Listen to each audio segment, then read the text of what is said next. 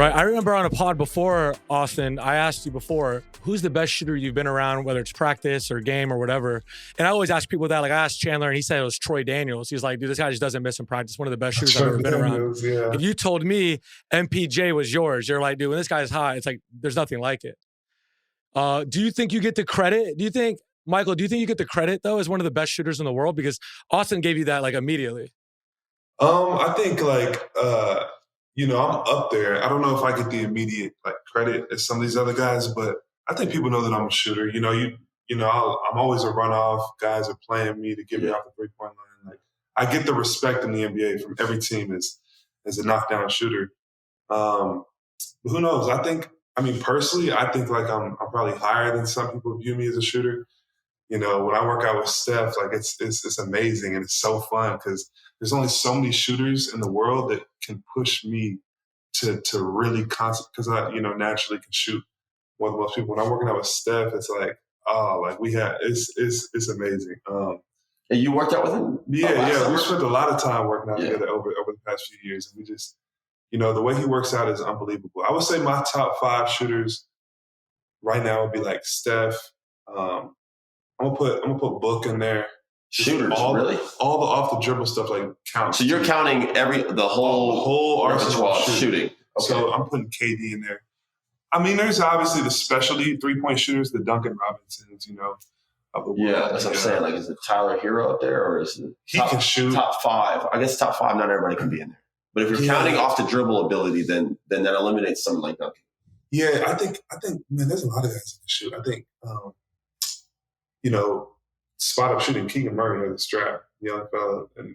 Spot up, yeah. But if we're doing everything, everything. We're just talking about total. Who's the best shooter in the NBA? Off the dribble, catch, shoot. Steph, KD, Clay, Book, Dame, and Clay obviously all time is. Yeah, but right now Clay's not top 5. I'm not putting top 5 right now.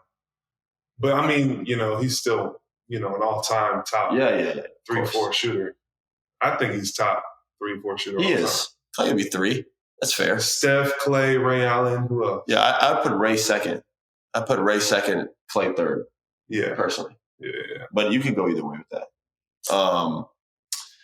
That's interesting. You know what I tell people about shooting that I don't think people understand? There's so much different. There's an art to shooting that different people utilize different things. When you talk about the KDs or the Devin Bookers that have mastered like the mid-range game, you notice they all have a jump shot similar to me. I make tough shots because I jump on my jumper. Yeah. Then you got the guys who got the range, the Trae Youngs, the Damian Lillards, Steph, and they shoot more of a push shot, so it takes away their ability to get in the mid-range and just jump over somebody and shoot it. It's like, but then the guys that we're talking about, the KDs, the Books, they're on the line 3-point shooter. Yeah, the range isn't like that. You know what I mean? Yeah. So it's like I appreciate all types of shooting. Yeah, you know what I mean. It's a good point. It's very rare you see a Steph Curry, Trae Young mid-range due to the ball coming through their hip. It's usually going to get blocked. Right. They got the floater though, but they got the floater, but it'd be very hard for them to create that much space to be able to get that shot off. You know, whereas a jump shot over your head, you can just rise up over someone on a dime and shoot over them. But those guys usually hug the line. CJ McCollum's another guy. He hugs the line. You know what I mean? But he's unbelievable mid-range. It's deadly. Yeah. But Dame is out here shooting 4 feet behind the line, but he's not really a mid-range guy. Right. You know what I mean? It is interesting. I guess you can't have everything. You can't. Yeah, that's why I appreciate it all. I mean, even Nikola, he can shoot, in the middle. Like, he's cash. His touch is crazy. But he shoots it way up. Yeah, that shit is behind his head almost, bro. I don't know how he flings that shit. Yeah. He gets it off, though. Did you know when you first got drafted and you were Nikola's teammate that he was going to be a future top 20 player of all time, future MVP? Man, I tell this story a few times. Like, when I first got drafted, to be honest, I wasn't familiar with Nikola Jokic at all. I think he had just had a really big season the year prior. But Denver wasn't like in my era growing up, like the guys you would pay attention to were the guys your age. So yes, I watched NBA, but I only watched KD, Steph. I wasn't like a fan of the NBA. I watched more college and more high school, like guys around my age. So when I went to Denver and I went to camp and everyone's telling me how good Nikola is, like I was like, man, I got to see this from my own eyes. And to be honest, in camp, like if you know Nikola, like he takes it serious. He takes it serious way more now than he did then. And he doesn't really take practice all that serious. No, he never. It's not like he's trying to dominate in practice. So Mason Plumlee is low-key getting the best of him in camp. I'm like, wait. So, but all my teammates are saying Nikola can drop 35, 40 at will if he wanted to. So I just had to wait till the season, and then I saw it he just turns it on. It's crazy. And I was like, and the crazy part about that is like, man, every single year since then, he somehow found a way to get better. Like I was telling Austin, like really, he could have won MVP the past 5 years. Probably could win it the next 3. Just the way he plays, he touches every aspect of the game. So at first, no, I had no clue how good he was, but seeing it up close every day, like I think he's the best player in the world, no doubt. Yeah.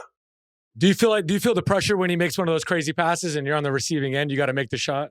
Yeah, no. I don't feel. I'm just appreciative that I get to play with a passer like that makes my game shine. He gets me so many open looks. Like all growing up, I really had to create a lot for myself, being the number one option on every team, and now to play with a guy like that who is feeding you like layups at the basket, feeding me wide open corner threes. Like, I've accepted a role on this team, and I'm very grateful that, after all my injuries and everything, I found a niche that just, works for our team.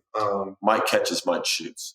There's no thought process there, bro. You catch, but I used to know, I was kind of open, Mike, and you caught it, and I was like, I'm not getting the ball, bro. I used to put my hands down, just run back. That shit is going up. You know what I saw a clip when you were tripping because I didn't swing one time? It was in Portland. That quarter, remember the quarter in the class when I was going crazy? So I started shooting anything. I was wide open, though. There's nobody there.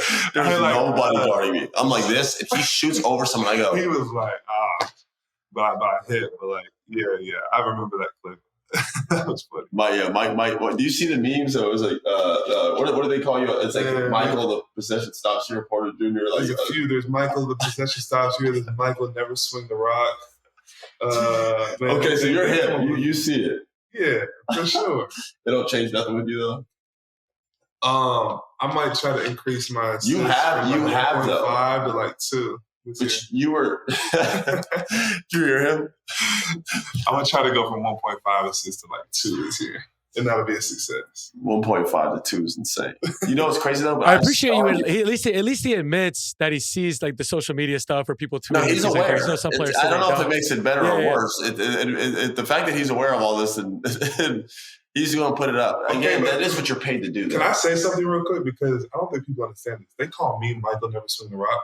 If you look at any player in a similar role as me, if you look at the Jabari Smiths at Houston, the Keegan Murrays in Sacramento, if you look at their assist numbers, they're pretty much right where I'm at. Like, how many times am I coming off a pick and roll, reading the defense, making a pass? Like, 1.5 is cool to me. Like, my job on the team is not to be. That's fair. It's you know what it is. You know where it's from. The reason it's like this is sometimes, Mike, you will have you'll try to get a shot off, and the shot is not there, and you could see it from the screen that you are thinking about shooting that ball, bro. Like you're fighting it. Like you're like, I don't want to get off it. And then you'll pass and walk back to your spot. You're just like, that dude really wanted to shoot that. Were you there when I was saving the ball out of bounds and I jumped into the 360 and I really wanted to shoot it, but I threw it to Faku? No, I don't remember he that. shot it at the end of the buzzer. Before I caught it, I was going out of bounds. There was 2 on the shot clock. I jumped into the 360 and I really wanted to shoot it, but then I saw Faku. I threw it. He made the 3, but there's another one this year that was crazy. I'm not gonna lie. We were playing in Philly, and it was like a fast break situation. And it was like a loose ball. I got it. I dribbled it out to the corner. And I'm thinking it's cash, but Nikola and AG are running down the floor. Wide open. I'm talking about naked. And I saw it when I rose up. I could have dumped it down. But this is cash. 3 is better than 2. Yeah. So I just shot it, but I missed. And it looked crazy, bro. I could have just dumped it down. I mean, so there's definitely a few killer. Sometimes you can think if I miss, I'll get the rebound. That's what I was thinking in the moment. Yeah. If I missed, they're right there, but it took a crazy bounce. And it's listen, it is part of your job to shoot like that. You know what I mean? And I remember one time a teammate had asked you, he said, Mike, you didn't see me? And you said, nah, man. I remember you just sat down. And I go up to you, I go, you didn't see him? You this is what you told me on the bench one time. You go, I did, Austin. But me shooting over 2 people, there's still a better odds of me making versus him wide open. I know who the player is. I'm not going to put him out there. That is sometimes what I think. Like, okay, like to me, when I jump on my jumper, I'm not seeing a contest. So even though it looks on film like there's a guy closing out, like if I get the elevation, like to me, it's a naked shot. So even though the swing might be there, if I kind of feel like I'm a better shooter than you and I catch it, I kind of have more trust in my shot than the extra one. But I mean, I was playing with Pope this last year. We had a lot of transition swings back and forth to each other. I saw that though. You were much better, even in the championship run. Your defense improved dramatically over the past year or two. Like you just blocking shots, being active. You've always been a great rebounder. And then your shooting and scoring, obviously, you do what you do. But it looked like the pass, swing, that little stuff. You were like doing that, not even thinking. And then like defensively, you were making plays. That comes with time. I mean, the first year or two, coming off those injuries and coming into the league with the best players in the world, for me, pretty much coming straight from high school. Where you were the best. You were the best of the best, too. Yeah, and I didn't. That's something that you two have in common, by the way, that you guys were both number one players in the nation in high school. And Austin always talks about having to adjust once you make the NBA. Yes, and I think college is big for adjustment. I didn't get a chance to play college and really learn the fundamentals and the way to like play, the game as a team. I was just dominant in high school. So going from pretty much high school to the NBA, I think it took a couple years to really like the game to slow down to know what good basketball was. To me, good basketball growing up was always just go get a bucket, shoot tough shots, go get 40. It's a lot different in the NBA for sure. Was that something that took time? You know what I mean? Just from, that process of you being number one player in high school, right? Mm-hmm. Then you go to college, you start having these injuries, and then you see what pick did you go? 14. Yeah, so you're a guy that was projected before college basketball to go 1 or 2. Mm-hmm. You know what I mean? I was in a similar situation. Yeah. Then you go to college, injuries were the only reason. You had the back stuff. Now you drop to 14. You see like 12, 13 guys go ahead of you that you're like, yo, I'm better than these dudes. Yeah. Just a year ago, I was in high school with these guys. It's not like they got better than me this year. Yeah, they were the McDonald's with me. I won McDonald's. Michael was the MVP of the McDonald's game, led the Hoop Summit in scoring. So you're seeing a year later guys go before you that. Yeah, that's 1 year went by, man. I used to feel bad in college a little bit, like watching all my friends play the Trae Youngs going crazy, the DeAndre Aytons. I'm like, man, like I was the best player in the class, but like I kind of had it was like an ego thing where I kind of felt bad that I kind of felt a little jealous, but it made sense. It's tough sitting out watching all your friends go crazy and feeling like you could be right there with them. Right. Yeah. So that was bro. That was like that 1 and 2. It was who was the number one pick in your draft? DeAndre Ayton. I think then was it Marvin Bagley went number 2, Luka went number 3. I want to say Jaren Jackson went number 4, Trae Young 5. We had a good draft class. Mo Bamba 6.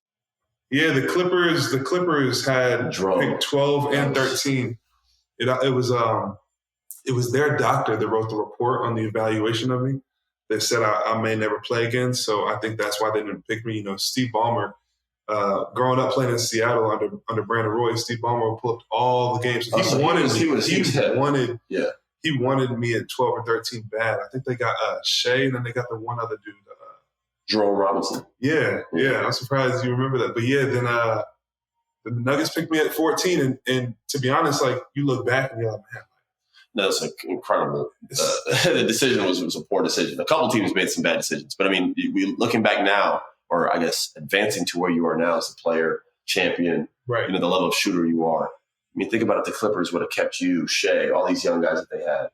You know what I mean? It's just crazy the route teams go. It's very hard to predict. I always say this. The guy was a top player a year ago. You should probably just take a chance and see if it figures itself out. You know what I mean?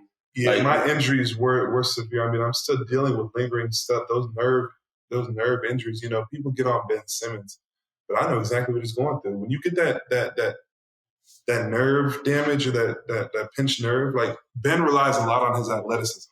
So it's hard for him to play how he wants to play, relying so much on athleticism. For me, I was a really good athlete in high school, but I also could shoot a little bit, so I've adjusted my game a lot. But I know what it feels like to lose a step. And so when people are hard on Ben, saying he doesn't want to play, he doesn't this, that, like I think he's had two similar surgeries as me now, so I know what the dude is going through. So I sympathize a little bit. It was a tough injury, so I don't blame the doctor. I don't blame the teams, but I think looking back to me, it's a blessing, man. Who knows if I'll be a champion? No, you ended up in the right situation, Mike. Right. And that's what I'm saying. Everything happens for a reason, bro. I mean, you could have went to number 5 pick, 4 pick, and been on a terrible situation. You ended up playing with Nikola Jokic, greatest player of our past 5 seasons. This dude is best He's passing big, and you shoot, and you got AG who's slotted perfectly with you, and then Jamal Murray. Like, you're in a perfect. Y'all got a great starting lineup that is very fitting, and obviously it's led to you already having a ring. Or you have a ring. Does that ever settle in your mind now that you have one, or are you just so caught up in like, man, we should have 2 or 3? I think human nature is like, man, you always want more, and I think it's supreme athletes. That's what got us to where we are, but it also is what can steal a little bit of your joy too, because you're always striving for like more and more and more. So I try to reflect on the championship and be grateful. But man, this last year, I had that mindset. Like, man, we should have got it. We could have at least gotten there. If we would have beat Minnesota and played Dallas, I think they didn't. That series was the best series of, I think, the playoffs. Us in Minnesota? Yes. They came and smacked us twice, and we went there and smacked them. That was the only reason why it was ugly to other people's points. Probably the best series was Philly, New York. Probably, if we're talking like competitive vibe. I don't know. Which one was that? Because it was I'm going Minnesota, Denver. But each game was like a blowout. It was like one game was a blowout. None of the games were fun to watch. Every game, the other team was down by like 20. Yeah, the Philly New York was unbelievable because it was, Tyrese had that game where that's what I'm saying. Like they were like battling. Yeah, it was crazy. It was I don't know why that series was so weird. I think, man, like they're a really good defensive team, and when they came out as the aggressor, they would win, and they would win handily. When we came out and we were the aggressor, we would win. And then Game 7, I don't know what happened, but I truly feel like if we would have won that series, Dallas, I didn't feel like matched up with us great. Yeah. And then we would have been in the finals playing Boston. You guys think y'all would have had a chance to beat Boston? It would have went 7. It would have went. If you guys played Boston, it was 7 games. Yeah, I think so. Because they don't have a dominant big man to be able to. Yeah. That was a matchup issue with Dallas. We're the only team that matches up, like offsets them in different ways. Like they got to deal with us, but we also got to deal with them. Like it would have been a good season. I can say that's not a crazy comment because their games both times in the regular season were games of the year. The game in Denver was incredible, and the game in Boston was an amazing game too. Highly, highly competitive basketball. So it makes sense to figure, well, we got caught up in a weird matchup with Minnesota. Their athleticism, their length, I think bothered you guys. So like Boston, if we throw the ball into Nikola, they have to double. Without Horford or Porzingis, they have to double, and then that opens up everything for me, Pope, Jamal, AG. Yeah. So offensively, we're good against Boston, even though they're a really good defensive team. They have no one to even contend with Nikola. Against Minnesota, with Tim Conley over there, they pretty much built their team to be able to compete with us with the 2 big guys. Yeah, they're play once, stay home. The really good wing defenders, like they built their team to. So what they pretty much do, or what Tim has built, is they have 2, 3 bigs that are big and can defend someone like Nikola. Yeah. Now, can they shut him down? No. But what they can do is guard him well enough to where you only have to lead one player guarding him, and you don't have to help. So the strategy is, okay, we'll let Nikola try to go for 40 or 50 every night, but we're cutting off everybody else. And Nikola, as a player, his nature is not even to want to do that.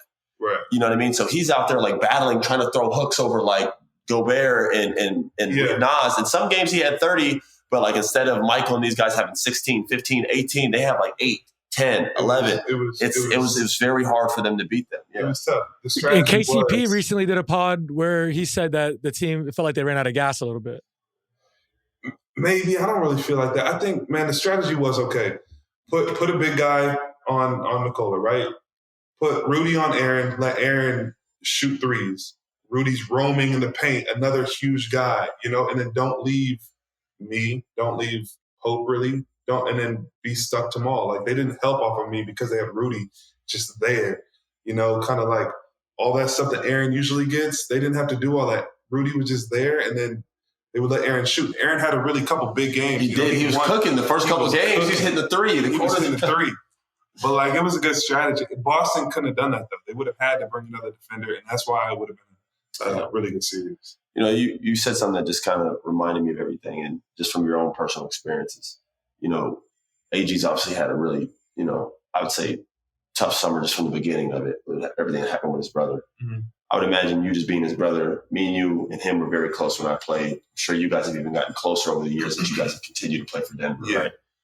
You know, how were you a help to him? Just because you haven't lost anybody, but you've gone through a lot of other family stuff with your brothers. You know, having to concentrate on your craft at the same time, balance being a family guy still. You are like the head of the family, even though you might not be the oldest. You are the guy that people look to. You know what I mean? Aaron has a similar situation. You are that type of breadwinner in the house, and you have everything going like that. How did you keep your mind straight? Because people don't realize, bro, like in that Lakers series, in these series where you were like going off, you had all of these major family things going on. People are aware of these things, but I don't think people are understanding of like the mental side of what that can do. That weighs on you because we're hoopers, but life is bigger than hoops. So like it was right before the Lakers series, stuff happened with my little brother Coben. You know, his trial is going on like during the series. Like I'm having to get up and give a speech in court about trying to convince the judge and the jury why my brother's a great guy. Jeez. And the Lakers game one is the next day. And then, you know, right after that during the series at some point, you know, the stuff about my other brother, Jonte, came out about the sports betting stuff. And so that, I mean, you know, I was kind of able to separate it a little bit in the Lakers series, but it definitely weighed on me. By the time the Minnesota series came around and my family, you know, was dealing with my brother getting sent off to prison and then my other brother getting investigated for this stuff. Like, I didn't play well in that series, and I look back and wish I could have figured out I would have focused more, but there was a lot going on. Yeah, I was about to say, man, there's so much. You know, at one point, it's very hard, like you said, because it is just basketball. Yes, and that's my family. You know, my brother's getting sent away, like my little brother who you know, and then my other brother. Like, it was just so much going on. But then, you know, then the AG stuff happened right after the season. Yeah, passing his brother. And, yeah, I was with him the next day. Well, first of all, I couldn't believe it, bro. Cuz, you know, texted me. And just kind of told me what happened. And I really couldn't believe it. I was shocked, like I was in shock. But then I went over to AG's the next day, and you know, AG, he was handling it like a G, but I've never seen him so down and sad. And I was just thinking, man, like, as much as I'm going through, you know, my brother got in that accident. He could have been the one on the accident. And it just, man, was like, bro, like, you got to be on good terms and like, you don't know, man. That's his big brother. Like, that happened to one of my brothers. Like, I definitely couldn't have played it. No, I'd be sick. It would be rap. So I think I just took that. First of all, I was trying to be there for AG, and you know, we still text every day throughout the off season. But he handled it well, and he just holds it down for the fam. He told me he felt like his brother, you know, visited him and told him, man, you just got to hold down my kids, you know. So that's what AG's been doing this whole summer. Yeah, I've been seeing photos with him with his brother's kids and stuff. Yeah, that's a good dude. Yeah, you know AG. Yeah, he's got a good heart, man. He's the best, man. Yeah, he is.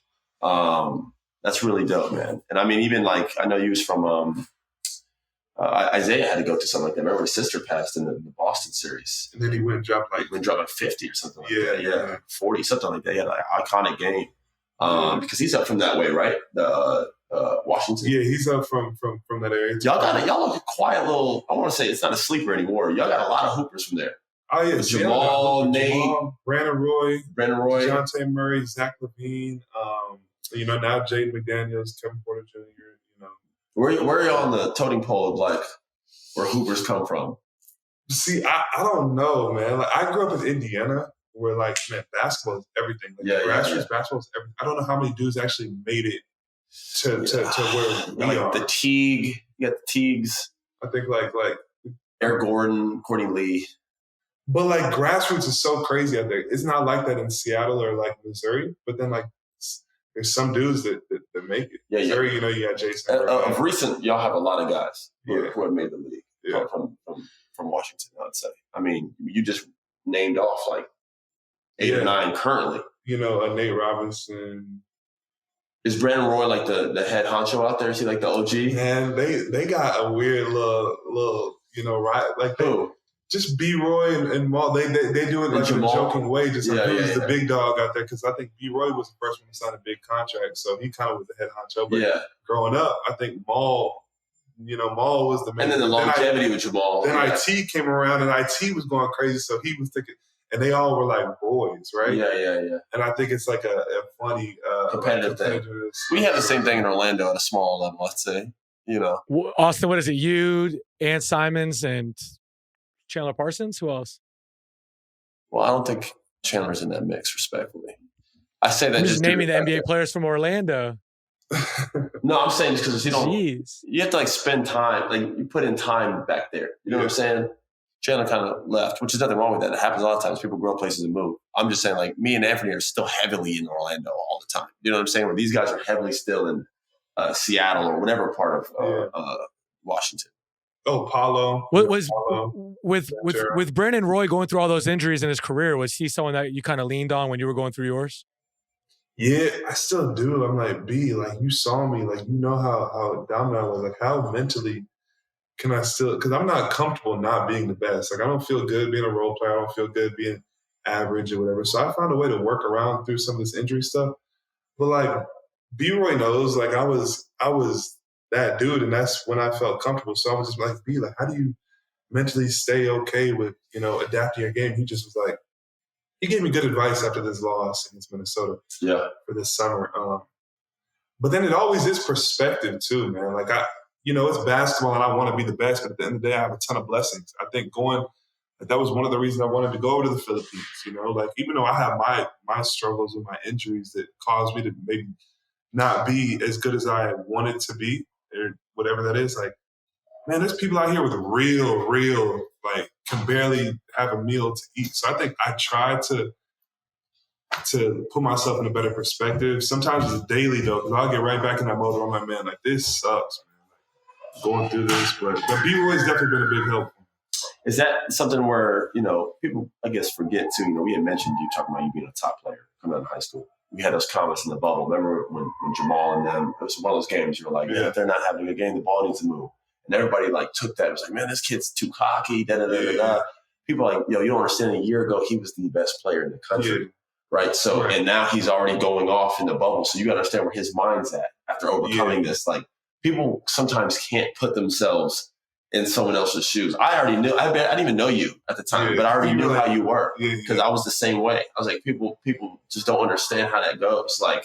Bro, you got the NBA is a league full of dudes who think they're the man, right? Especially when you were the man in high school.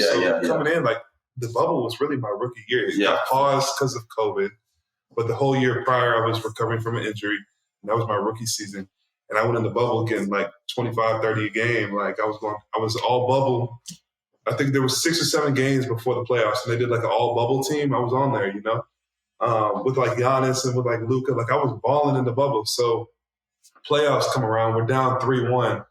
I'm frustrated a little bit, and I was just man, but I didn't feel like I said a disrespect. No, you didn't. You were basically just trying to say if some guys aren't having it. Yeah, I was as good as Nikola and Jamal are, they're special players. I feel we gotta move the rock a little bit better.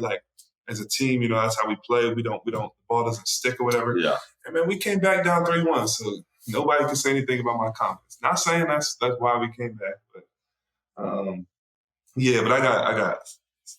I definitely got talked crazy to for that comment for sure. Well, Mike?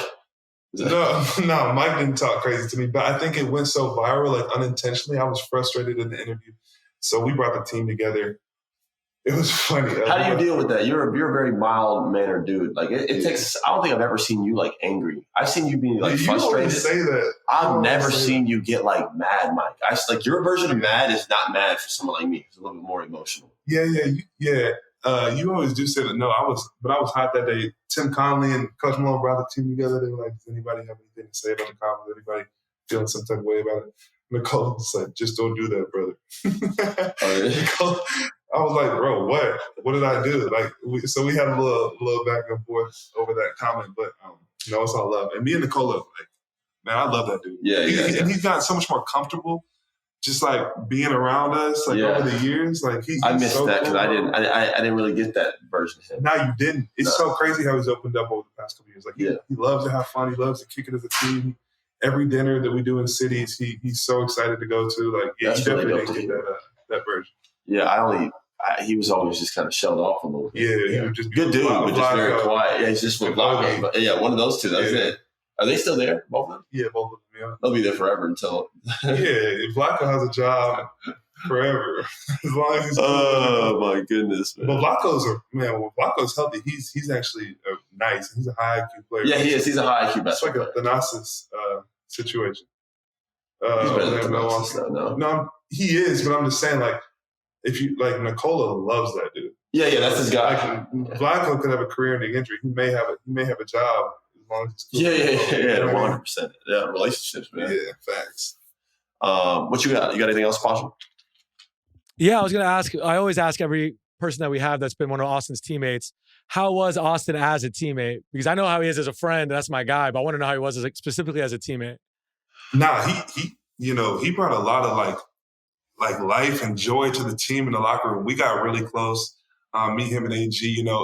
Austin, from what I had heard, was like a polarizing like figure in the NBA. But when he was my teammate, I never really understood it because he just was always positive, accepted whatever role, even if he wasn't, getting tons of shots. He was always trying to guard the best player, competing. So I never really understood it. He was like a winner. But in the locker room, it was jokes. I don't think we ever really, and then, I don't think we really ever got into it. He taught me a lot just about different stuff. So definitely was big bro. Him, me and AG would kick it all the time. So yeah, I was really upset with how Denver kind of handled I wanted him back. So selfishly, I was upset with how Denver didn't bring him back. It was it is one of those things we try to figure out. Some people, like you said, being misunderstood. I definitely have like this. I don't want to say it is. It's like a false rep. There's like a rep that I like go to the locker room and start stuff. There's a few people like that though in the league. I can think of like you. I can think of Trae Young. Because Trae Young's the coolest, most laid back, chill dude. But he has this rep of being like a villain. And then, like you said earlier, it's Boogie. Because Boogie, he in the emotional times, but he's the best dude. Yeah, he's a good dude. The difference is You don't erupt like I don't have any. I didn't get into it with one person on that team. I never got into it with Nikola. I think the biggest instance I've ever got into with Nikola is one time I was like, got mad about a pick and roll coverage, like at a timeout. Like something very small. What do you attribute that kind of like false narrative to? I think a couple early on bad experiences. And I think word of mouth is a dangerous, dangerous thing in the NBA. I think all it takes is one GM or one president to badmouth it to a couple people, and then that's the standard. It's just that simple. I mean, it's like I had one instance or two. It could be two. I'm 19 years old, 20 years old, working in an environment that we work in. All it takes is a couple situations for people to start pinning me or portraying me a certain way. And then I think also me playing even for my father, as good as a player as I was during that period of time and the role I had, like, a lot of people didn't like that. So like you mix all that up, people are just like, I'm good off Boston. And they don't even know me. So I had that, like, it took me my last couple of years in the league. People don't understand. Like, I really had to like work to get those. I'd have people like trust me or like believe in me or like believe me because they had this reputation shit is serious. Bro, we talk to teams and they're like, we like Austin, we just don't know if he fits in our locker room. I'm like, fits in our locker room. Yeah, that's a tough thing to hear. And the crazy part is how authentic you are. Like, it's a lot of times the guys that are just authentically themselves and aren't willing to just like play that weird like game that often get like Bones. Bones, best dude ever, so authentic, so genuine. Now he has a reputation because of a couple things in Denver. And he's the best. He's the best dude. And he's what, like 20? He's like 20. He's like 22, young 21, dude, 22. Like, the dude is still. He's not even close to being like a final product yet. Right. Exactly. Yeah, that's how it goes, man. I mean, it's you beat that though. You had it for a little bit, and then you beat it. Really? I feel like I know why I had it. But you're those things. I think it went away, and then you're playing, bro, and you won. When you win, bro, people are like, okay, he could be a winner though. But what was my overall? Probably just like selfish.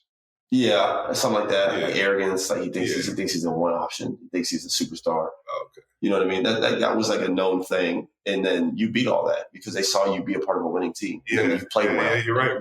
Winning takes care of everything. No one even heard that shit since. Nah, the winning takes care of it. It cut out everyone's else. Shit. And you were making winning plays, but this dude's a winner. Yeah. You know what I mean? So it's crazy though, the recency bias. Bad series, people are off you. That's why you can't feed too much into it. But in Austin's situation, it was affecting his livelihood and his job. In terms of just people's opinion of you, you can't feed too much into that. Because man, the Lakers series, I was, people telling me I'm this and that. and then Minnesota series, it was a little bit different. So. And you mentioned how upset you were. You mentioned how upset you were after the Timberwolves series. I want to know, you've won a title, you've signed a big contract, and you're still, so passionate and hard on yourself when things don't go the right way. What keeps you motivated after you've already accomplished so many things? Sometimes I feel like God gives you the things you're ready for. I was just talking to somebody about this. He gave me that big contract. He blessed me with a big contract and whatever, despite the injuries. But it's because he knew the money never really mattered. I never was a dude where I wanted to get a big contract and chill. I always wanted to hoop. I would play basketball, before my injuries. Now it's a little different. It sometimes feels like a job.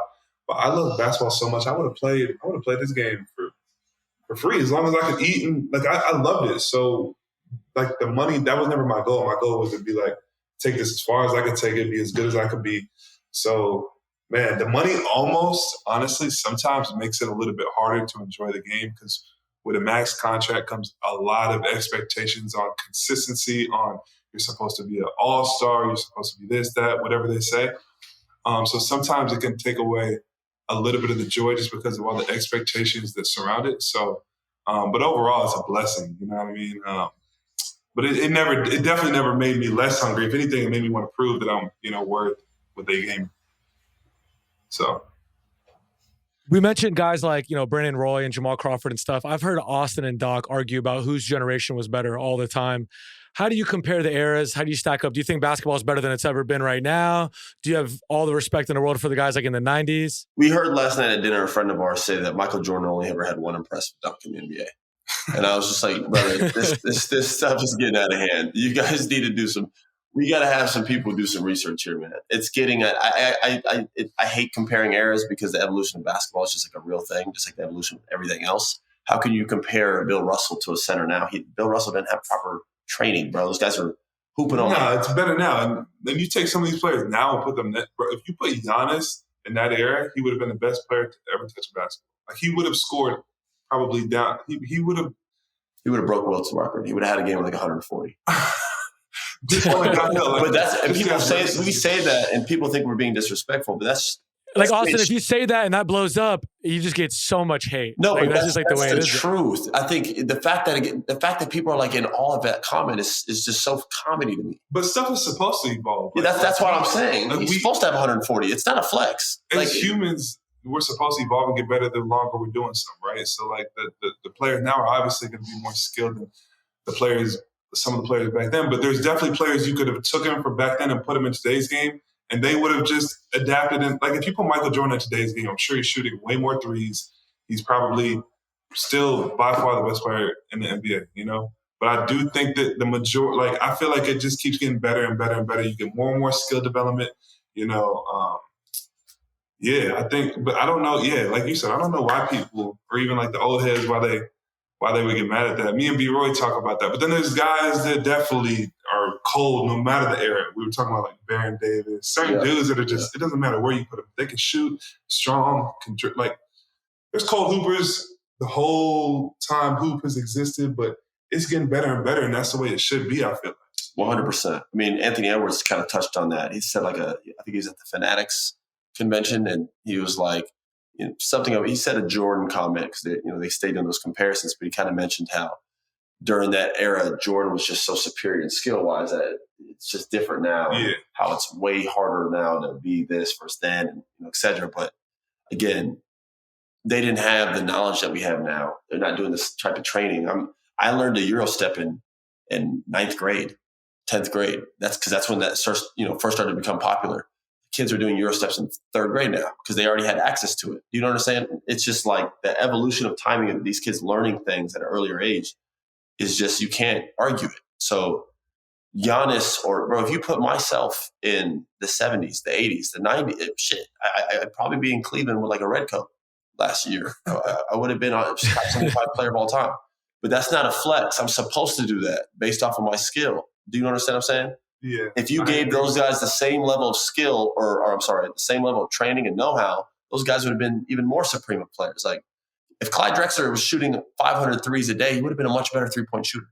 You know what I mean? Like, but we like fault them for not doing that, but they didn't shoot a lot of threes then. The game wasn't played that way. So it's very weird to compare eras because it's like, it's just with evolution. Yeah. It's like, come on, man, you know?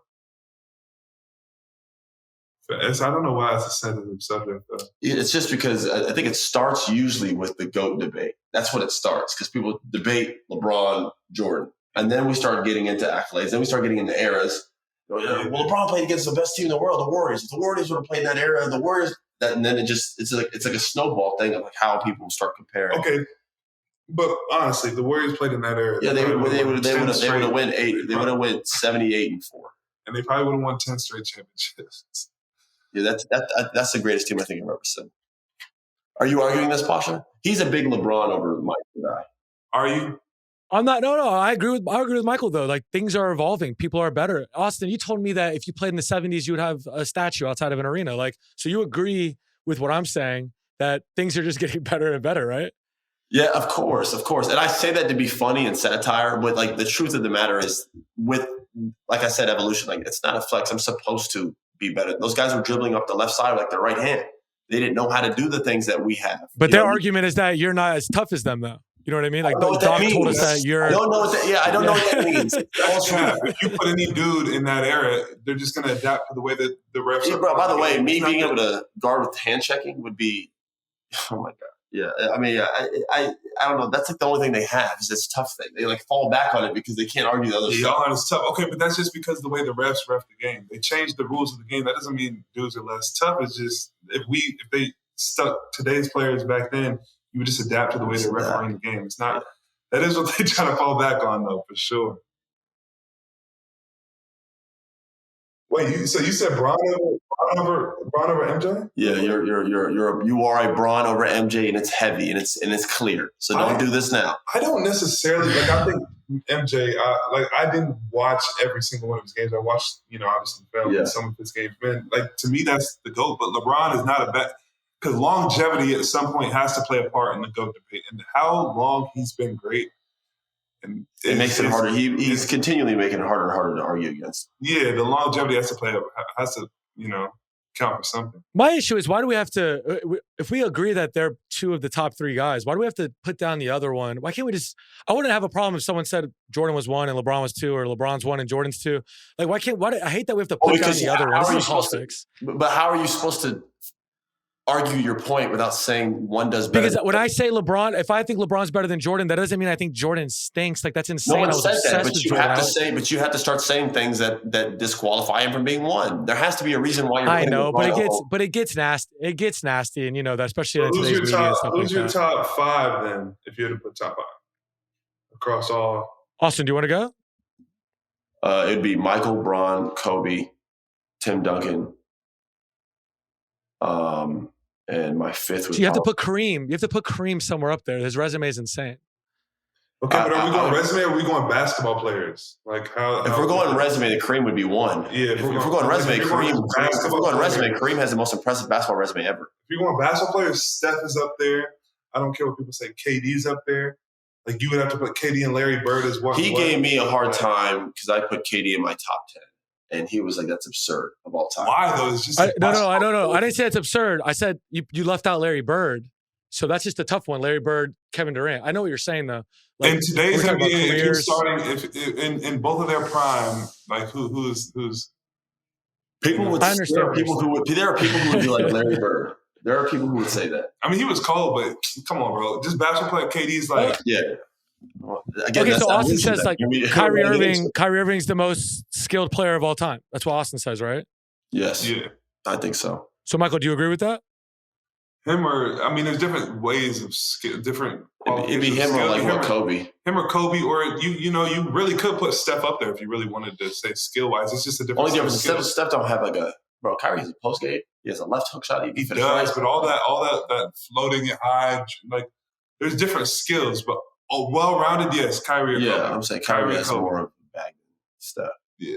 Steph's just a better shooter. Yeah. But like Kyrie, you can go throw it to him on an island. Steph doesn't do a lot of one-on-one with guards. He does a one-on-one when he gets to switch with a big. He doesn't, but his shooting is so superior to anyone else. No, that's fair. He's the greatest marksman I've ever seen. There's a reason why he's like, his golfing's insane. He's like a scratch professional golfer. He has this. His hand-eye is like on some different shit. Yeah. He'd probably be a great Formula One driver if he was lighter. No bullshit. His hand-eye is impressive. But yeah, I don't know. Top 5 is tough, man. I guess if we're going skill, bro, if we're going skill in that resume, it'd be Michael, Kobe, LeBron. Not in any order. Michael, Kobe, LeBron. I'd probably go KD, and then I'd go Tim Duncan. And Shaq's a close guy right there. That's like and the I'm best. not going to hold you. After a few more years, they're going to put Nicole. They got to at some point put Nicole up there as top 6. And Steph's up there too. Nicole is dang near already made his case for like top 15 ever. To be honest, if he retired tomorrow, he's top 20, 100%. 3 MVPs? Does he have 3? He has 3. 3's OD. 3's OD. You understand? Winning one, you're valid for the rest of your life. When he lost, he really could have won. Derrick Rose won 1 MVP, bro. And people are like, he is a grail. You know what I'm saying? Like, this dude has won 3, and people don't even talk about it like that. Is it just? It's just because it's foreign and his personality. Yeah, he's not a guy on commercials. Media, he's not. It's kind of how we don't talk about Tim Duncan a lot, but like Tim Duncan's the best power forward of all time. You know what I mean? Yeah. Who would be a better power forward? At the end of their career, Giannis will be one of the best power forwards. But he won't be over Tim. Not over Tim, but him, Dirk, Giannis is in that conversation. Tim won how many MVPs? Tim won like 3. But they were probably 3 or 4. They had a squad though. He was winning. If Giannis's team was like 5, winning, he won 5 championships, bro. I don't know. Oh wait, Tim won 5. 5. Oh yeah, that's nuts. Yeah, bro. And then at the he end of went to the playoffs. Giannis's career, they'll be like he's one of the best power forwards of all time. He was at the playoffs every year of his career. He's never missed for 18 years. Every year he went to the playoffs. He never won less than 50 games in a season his entire career. Yes, it's like silly stuff for him. He's got. He's a winner, bro. A crazy one.